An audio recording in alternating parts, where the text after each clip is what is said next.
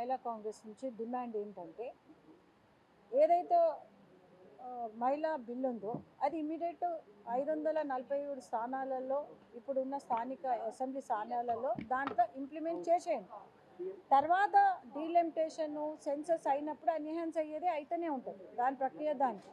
కానీ మీకు చిత్తశుద్ధి ఉన్నప్పుడు మీరు చేయడానికి మమ్మల్ని ఎందుకు అడ్డం పెడుతుండ్రు? కాంగ్రెస్ చేయట్లేదని.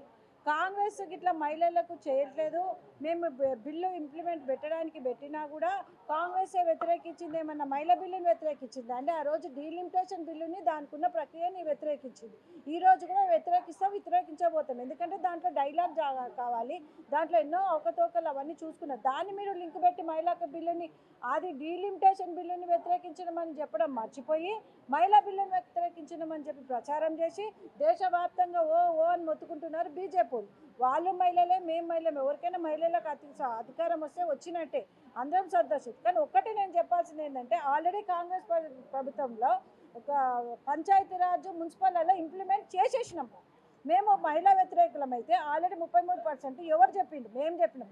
ఆ రోజు రాజీవ్ గాంధీ గారు చెప్పిండు 33% మహిళలకు ఇవ్వాలా, ఎందుకంటే సమానత్వం ఉండాలా, వాళ్ళకు రాజ్యాంగపరంగా ఉండాలా, ప్లస్ సోషల్ స్టేటస్ ఉండాలని చెప్పి అది చేసి ఆల్రెడీ మేము చేసి చూపించేసినాము.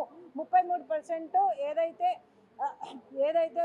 ఇది లోకల్ బాడీ ఎలక్షన్స్లో పెట్టిందో మేము ఆల్రెడీ చేసినాము. మిగతాది ఒకటి అది కూడా మేము చేస్తున్నాం. మీరు ఆ టైంలో మాకు సహకరించలేదు.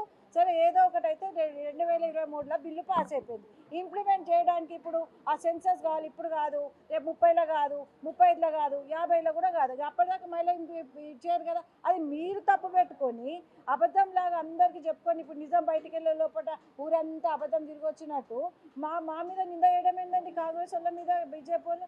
ఇదేమన్నా పద్ధతి ఇది స్పష్టంగా కనిపిస్తున్నప్పుడు కూడా మహిళా బిల్లు కాంగ్రెస్ వాళ్ళు ఆపిండు, మహిళా బిల్లు కాంగ్రెస్ వాళ్ళు అబద్ధం చెప్పడం అనేది ఎంతవరకు సమంజసం ప్రతి ఒక్క మహిళ తెలుసుకోవాలి. నేను ఏంటంటే I want to reach every women who are in the state to know that what we exactly undergoing. We are not అదేమి తప్పు మాట్లాడతలేరు. మేము వాస్తవంగా మహిళా బిల్లుకి ఈ రోజు కూడా మేము రెడీగా ఉన్నాం. ఇప్పుడు చేయండి, రేపు పెట్టండి, రేపు వస్తున్నాడు కదా మోడీ గారు హైదరాబాద్కి.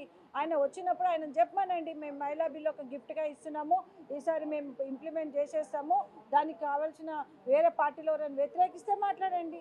మేము ఆల్రెడీ ఇంప్లిమెంట్ చేసి తెచ్చిన వాళ్ళని పట్టుకొని మామూలను పట్టుకొని మీరు మహిళా వ్యతిరేకడమే చాలా నీచమైన పని. ఏదైనా మాట్లాడితే ధైర్యంగా మాట్లాడాలా. మా రాహుల్ గాంధీ అనేటైనా స్వచ్ఛమైన మంచి నీతి నిజాయితీతో చేశాం. మేమందరం కలిసి ఇప్పుడు 1,00,000 మంది దాకా ఆల్రెడీ మేము పోస్ట్ కార్డ్ ద్వారా మనవి విజ్ఞాపన చేస్తున్నాము.